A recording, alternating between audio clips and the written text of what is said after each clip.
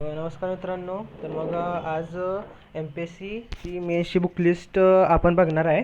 आता तर आजच्या दिवसात किंवा उद्यापर्यंत तुम्हाला पेपर 1, 2, 3, 4 ह्याविषयी पूर्ण मेन्सची बुक लिस्ट मिळेल. तुम्ही सगळे म्हणजे भरपूर कमेंट येत होते, हळूहळू त्या व्हिडिओला हे मिळायला लागले, प्रतिसाद मिळायला लागला आहे प्रिलिम बुक लिस्ट इन इंग्लिशला. मग म्हणलं मेन्सच्या याला पण करू. मला माहिती आहे कदाचित त्याला व्ह्यूज कमी येतील, पण म्हणलं जे इंग्लिशमध्ये करायला लागलेत त्यांना काय ना काय तर सोर्सची गरज आहे, त्यामुळं हा व्हिडिओ करतो आहे. ठीक आहे. मग जर आपले कुठले फ्रेंड बिंड्स असले ज्यांना पाहिजे असतं शेअर बिअर करा व्हिडिओ. तर त्याच्या आधी आपण बघू की नक्की पॅटर्न काय आहे. हे बघा, एम पी एस सीचा पेपर 1 मुख्य परीक्षेचा, त्याच्यामध्ये हे 3 सब्जेक्ट्स येतात: हिस्ट्री, जॉग्रफी आणि ॲग्रिकल्चर. यावर्षी रिमोट सेन्सिंगचा भाग आलेला आहे. दरवर्षी हिस्ट्रीला 60 असायचे मार्क, जॉग्रफीला 60 असायचे आणि ॲग्रिकल्चरला 30 मार्क असायचे. हा पॅटर्न होता. 150 मार्काचा एकूण पेपर असतो. पण यावेळी रिमोट सेन्सिंग मोठ्याच्या मोठं ॲड केलं आहे. GPS GIS ह्याबद्दल डिटेल माहिती दिली आहे, त्यामुळे कदाचित मला वाटतं त्याचा पेपर पॅटर्न असा चेंज होईल की हिस्ट्री 50 मार्काचं, जॉग्रफी 50 मार्काचं, रिमोट सेन्सिंग ॲग्रिकल्चर 50 मार्काचं. एक लक्षात ठेवा, ह्या अख्ख्या ह्याच्यात या 3मध्ये सगळ्यात जर लिस्ट प्रोडक्टिव्ह विषय आहे तर हिस्ट्री आहे. जर प्रत्येकजण जर एकच तुम्हाला गोष्ट ओढून सांगते की हिस्ट्री मध्ये जास्त मार्क्स येत नाहीत, तर त्या विषयाला जास्त वेळ देण्यात अर्थ नाही.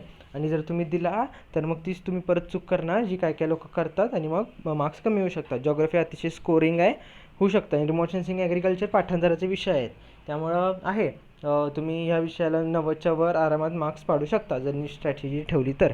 आता आपण बघू हिस्ट्री. आता हे सगळे इंग्लिशमधले सोर्सेस आहेत. तर मॉडर्न हिस्ट्री आपली राजीव सर राजीव सर म्हणून आहेत, त्यांचं स्पेक्ट्रमचं मॉडर्न हिस्ट्री आहे. 700 पानांचं पुस्तक आहे, बल्की आहे, पण ते इंग्लिशमध्ये अवेलेबल आहे. आता बाकीचे जर तुम्ही सगळ्यांचे सोर्स बघितले तर मग कोळंबे हे सगळे मराठीमध्ये आहेत. आपण इंग्लिश बुक लिस्ट बघतोय, तर मग हे सगळे इंग्लिशमधले आहेत. आणि स्पेक्ट्रम जेव्हा तुम्ही करायला घ्याल तेव्हा पूर्ण डिटेलमध्ये दिलं आहे, त्यामुळे तुम्ही वाचा. पण नंतर मग लास्ट प्रिव्हियस क्वेश्चन बघायचे, नंतर तुम्हाला अंदाज येईल की काय काय टॉपिक इम्पॉर्टंट आहे, काय नाही. नसेल तर त्याला पेनाने हे करून परत त्या वाचू नका. नंतर ओल्ड 11चं SSC. आताचं जे नवीन बुक आले SSCचं, त्यात प्राचीन इतिहास आहे. एक लक्षात ठेवा, राज्यसेवे मुख्य परीक्षेला हे प्राचीन इतिहास नाही आहे, फक्त हे आहे, फक्त मॉडर्न हिस्ट्री एन्शंट हिस्ट्री नाही आहे. त्यामुळं ओल्ड SSCचं बुक घ्या, त्यात सगळं दिलं आहे. आपल्या ऑलमोस्ट समाजसुधारकांबद्दल दिले, लोकमान्य टिळक आणि भरपूर लोकांबद्दल दिले. ते एक वाचण्याची आवश्यकता आहे. नंतर 12चं NCERT India after independence, because 1947 post independence history पण भरपूर विचारतात, त्याला पण स्वातंत्र्योत्तर भारत जे मराठीमध्ये म्हणतात त्याला पण भरपूर वेटेज आहे. आणि हे 3 झाल्यानंतर हे आपले इंग्लिशमध्ये सोर्स आहेत, पण तुम्हाला एक समाजसुधारकाचं एक पुस्तक घ्यायलाच लागणार आहे. मराठीमध्ये तेवढं वाचायला लागणार, तेवढं करायला लागणार, कारण जर समाजसुधारकाला डायरेक्ट प्रश्न पडतात, समाजसुधारक सोशल रिफॉर्मर, तर मग तेवढं तुम्हाला ॲडजस्ट करायला लागणार. पण ॲटलिस्ट आधी पहिले 3 सोर्स कंप्लीट करा, त्यानंतर इथे जावा. हिस्ट्रीला 50 मार्क्स आहेत. त्यानंतर येतं जॉग्रफी. तर जॉग्रफीचं काय, तर 6 to 12 SSC इंग्लिशमध्ये आपले अवेलेबल आहेत. SSC म्हणजे काय, स्टेट बोर्ड, म्हणजे आपले महाराष्ट्र बोर्डची पुस्तकं. यात लक्षात ठेवा, यातनं मी लिहिलं नाही, पण इथं 10th जे SSC आहे ते वाचू नका. त्यात इंडिया आणि ब्राझीलबद्दल फक्त कंपॅरिझन दिले. पण लक्षात ठेवा 6 to 12 अतिशय इम्पॉर्टंट आहे. आणि आत्ता जे लेटेस्ट 11चं बुक आलं आहे ते तर पूर्ण फिजिकल जॉग्रफीवर बेस्ड आहे. आणि फिजिकल जॉग्रफीला भरपूर वेटेज आहे. आय गेस दरवर्षी 60 मार्क्सचा जेव्हा पेपर येत होता तेव्हा 20 to 25 हे फिजिकल जॉग्रफीवर येत होते. त्यानंतर 11-12 NCERT भरपूर हे आहे, डेटा भरपूर दिला आहे, आणि आहेत काही गोष्टी आहेत जे डायरेक्ट त्यातनं विचारलेत. आता फिजिकल जॉग्रफीसाठी इंग्लिशसाठी सगळ्यात बेस्ट सोर्स आहे, कारण जे मराठी मीडियम स्टुडंट आहे त्यांना कदाचित काही वेळा अवघड जातं GC लॉंग वाचणं. पण तुम्ही इंग्लिशमध्ये प्रिपेअर करताय तर हे तुम्हाला एक बोनस मार्क आहेत. जेव्हा फिजिकल जॉग्रफी GC लॉंग 125 पानांचं पुस्तक आहे, अतिशय छोटं आहे पण भरपूर इफेक्टिव्ह आहे. आणि वाचायला भरपूर वेळ लागतो, कारण खूप कन्सेप्ट दिले आहेत, भरपूर गोष्टी आहेत, आणि ते नक्की वाचा. ते वाचलं की तुमचं फिजिकल जॉग्रफी कव्हर होईल. एक लक्षात ठेवा, आता 50 मार्क्सचा जो आपला आता पेपर असणार जॉग्रफी, तर त्यातले ॲटलिस्ट ना 8 मार्क्स महाराष्ट्राच्या ह्याला असेल, महाराष्ट्राच्या जॉग्रफीला असणार, आणि बाकीच्या ह्याला आपले 42 मार्क्स कव्हर होतील इन जनरल. त्यामुळे जे 8 मार्क्स आहेत त्याच्यासाठी 8 to 10 मार्क्स, त्यासाठी तुम्हाला महाराष्ट्राचा भूगोल करायला लागणार आहे. आणि महाराष्ट्राचा भूगोल याचा अर्थ काय, तर मराठीमधून करायला लागणार. सौदी सरांचं पुस्तक आहे ते आहे. तर स्टार्टला हार्ड वाटेल तुम्हाला, पण आता राज्यसेवा काढायचे म्हणल्यावर तेवढं ते ॲडजस्ट करायला लागणार. ऑलमोस्ट प्रत्येक सोर्स इंग्लिशमध्येच अवेलेबल मिळेल असं नाही. आता पुढचं रिमोट सेन्सिंग. लक्षात ठेवा, रिमोट सेन्सिंग आता नवीन टॉपिक आला आहे. ह्याच्यावर भरपूर आता पुस्तकं येणार, नवीन पुस्तकं येणार, पण एकही पुस्तक इंग्लिशमध्ये येणार नाही.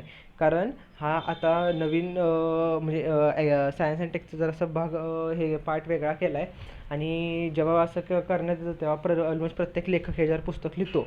आणि लिहिताना मेन टार्गेट असतं आपले मराठी मीडियम स्टुडंट. त्यामुळं 100% सांगतो तुम्हाला रिमोट सेन्सिंगवर बुक येणार नाही. हे पहिली गोष्ट. दुसरी गोष्ट, रिमोट सेन्सिंगवर भरपूर बुक अवेलेबल आहेत मार्केटमध्ये, पण ते MPSCच्या दृष्टीने नाही आहेत. काय म्हणतो, not return with the view of MPSC. Because जे ते दुसरे बुक आहेत ते आपले केस स्टडी, ऑरल्स, PhD, ग्रॅज्युएशन ह्या रिलेटेड लिहिले आहेत. आपले MPSCचे प्रश्न वेगळे असतात. त्यामुळं प्रिव्हियस इयर क्वेश्चन पेपर एकदा बघून घ्या. त्यानंतर रिमोट सेन्सिंग हा टॉपिक इंटरनेटवर हे करा, आपली विकिपीडियाचे नोट्स काढा. आणि मी पण बघतो, मी अजून सुरू नाही केले, पण जर मी विकिपीडियाचे नोट्स त्यांनी काढले, हे एवढं टेन्शन नाही घेऊ. मी आपल्या यूट्यूब चॅनलला अपलोड करून टाकीन आणि त्याच्यावर जरी तुम्ही प्रिंटआउट काढले तरी तुम्हाला अंदाज येईल. हे झालं रिमोट सेन्सिंग. नवीन टॉपिक आहे, मार्क्स यावर्षी पडतील. आणि आता ॲग्रिकल्चर ह्याच्यावर जास्त डीप जाण्याची गरज नाही आहे. एकदा प्रिव्हियस इयर क्वेश्चन बघा आणि त्यातनं आपलं 11th आणि 12thचं SSC म्हणजे महाराष्ट्र स्टेट बोर्डची पुस्तकं, हे 2 वाचलेत तरी भरपूर सफिशियंट आहेत.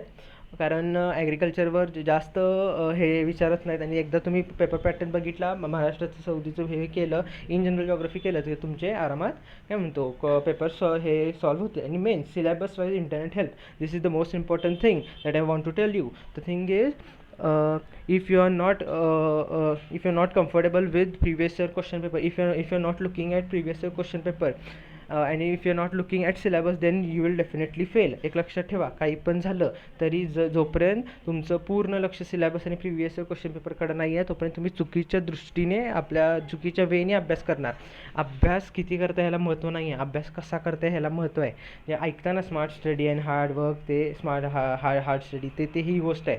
जोपर्यंत तुम्ही सारखे क्वेश्चन पेपर बघणार नाही, तोपर्यंत तुम्हाला कळणार नाही की MPSC प्रश्न कसं विचारतं. आणि जोपर्यंत तुम्हाला ते करणार नाही, तुम्ही चुकीच्या वेने अभ्यास करत जाणार. त्यामुळे ते इम्पॉर्टंट आहे. Syllabus wise internet help is must. आणि of course share, because English content is less. आता तुम्हाला माहीतच आहे, भरपूर कंटेंट लेस आहे, इंग्लिश नाहीच आहे ऑलमोस्ट. त्यामुळं बघा, शेअर करा. आणि हे पेपर 1 झाला. आजच्या दिवसात वेळ मिळाला तर, नाही तर उद्यापर्यंत मी पेपर 2, 3, 4 आपले जे असे आहेत ह्याच्याविषयी पूर्ण बुकलिस्ट टाकेन. त्यामुळे मेन्सचं आजपासून म्हणजे बुकलिस्ट सुरू होईल. पुस्तकं आणा, अभ्यासाला लागा. ठीक आहे. All the best.